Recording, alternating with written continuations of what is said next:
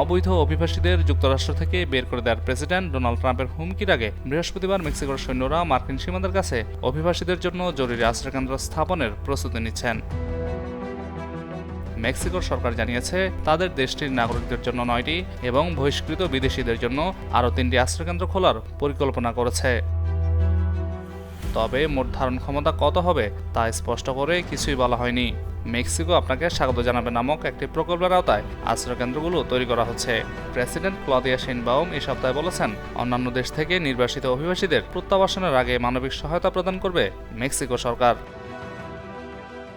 এর মধ্যে 2টি অভ্যর্থনা কেন্দ্র প্রস্তুত হয়ে গেছে, বাকিগুলো সপ্তাহান্তের মধ্যেই প্রস্তুত হওয়ার আশা করা হচ্ছে।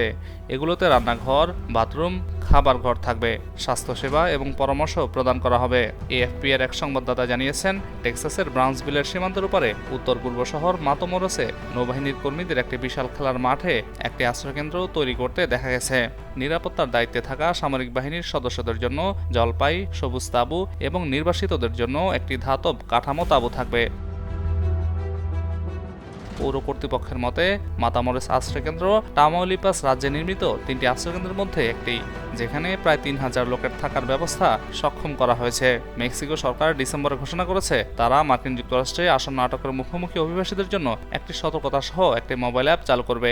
মার্কিন যুক্তরাষ্ট্রে কয়েক মিলিয়ন অনিবন্ধিত মেক্সিকোর নাগরিক রয়েছে।